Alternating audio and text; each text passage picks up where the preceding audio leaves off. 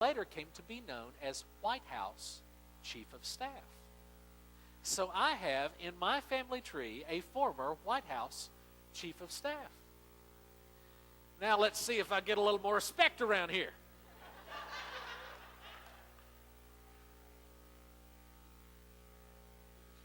I'm sure we've all got people in our family trees of whom we are very proud.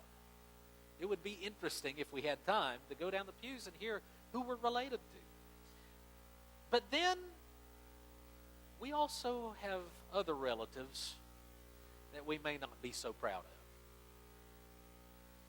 Almost every family has a crazy uncle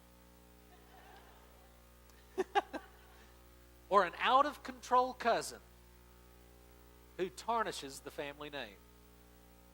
Most of us have people in our family tree of whom we think, man, I hope no one finds out that I'm related to that person. You could wind up getting what my dad got in the 8th grade. Well, Jesus had a wide variety in his family tree too. Some were very good people who walked closely with God. Others were good people who had some really bad moments. And then some of them were just bad people. There's no other way to put it. They were just bad people. Now, we don't know the story of everyone listed in Jesus' genealogy, but we do know the stories of some of them from reading the Old Testament. And as we look down the list of names in that genealogy, we find that Jesus' relatives were not all well behaved. Now, if you listed your family's genealogy, like I said before, you wouldn't just see names, you would see stories because you know these names. And you can remember some of the stories that go along with your family history. And so a genealogy would be very meaningful for you.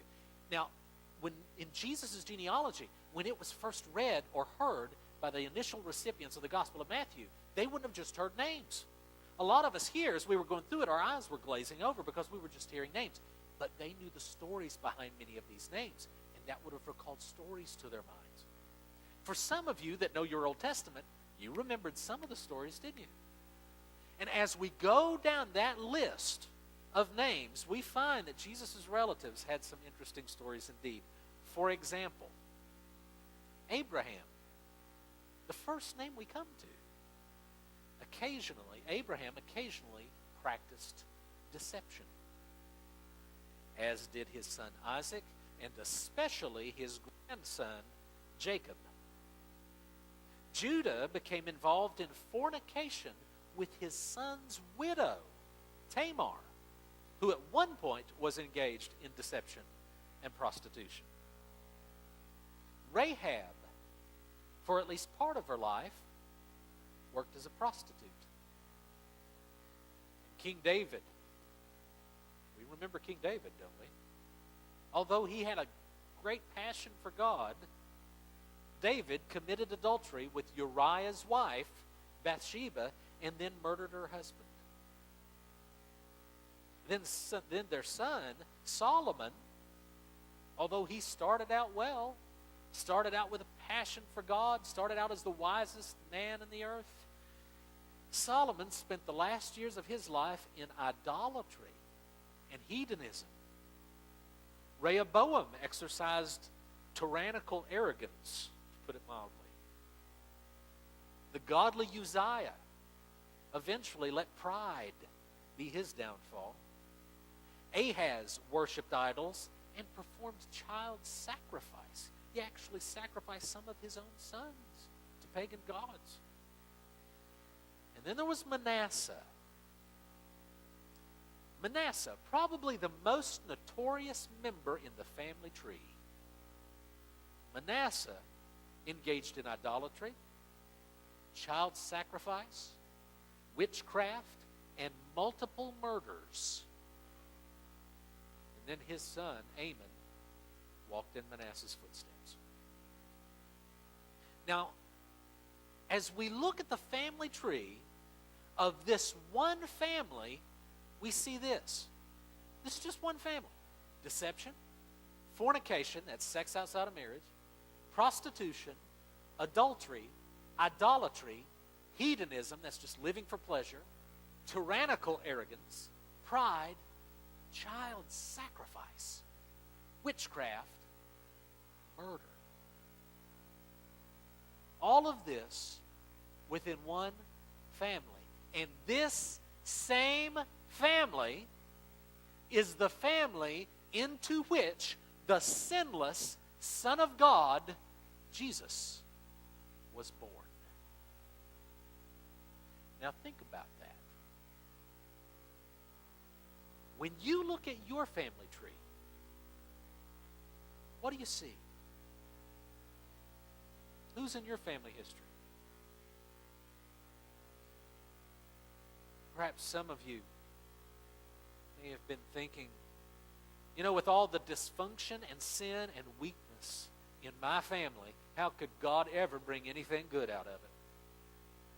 How could God ever work through my family tree? Well, let me tell you this.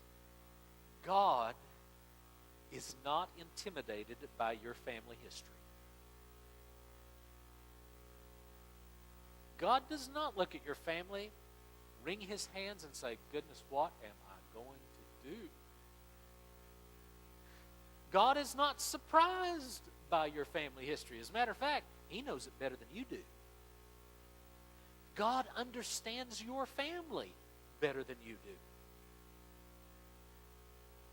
The genealogy of Jesus in Matthew 1 teaches us that God can bring good out of a sinful past, out of a sinful family, no matter how many generations have turned from it.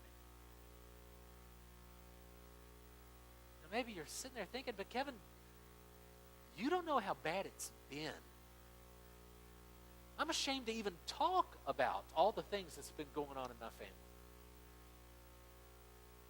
Well, do you remember the list that we saw of the sins in Joseph's family tree? Remember that list of sins?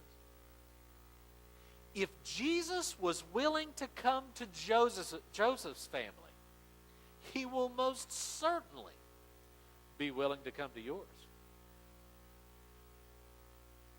Does your family have child sacrifice in it? Don't raise your hand if it does. Don't want to know. If Jesus was willing to come to Joseph's family, then he will certainly be willing to come to yours. Regardless of the imperfection and dysfunction in your family tree, Jesus can be part of your family, and more importantly, you can be part of his. Amen? God chose to send Jesus to Mary and Joseph, a couple who loved God and trusted him and wanted God's will for their lives, regardless of the bad things that had happened in their family's past. They didn't use that as an excuse. It is so easy for those of us who have bad family histories to wear that like a ball and chain for the rest of our lives and use it as some sort of excuse. See ourselves as a victim. Well, I can never overcome that because what happened in the past was so bad, was so terrible. This is just my lot in life, and we never rise above it. Mary and Joseph did not take that approach. Regardless of what they had in their family history, they said, we're going to love God. We're going to trust God. What does this mean? It means it only takes one generation to turn a family toward God. It only takes one generation.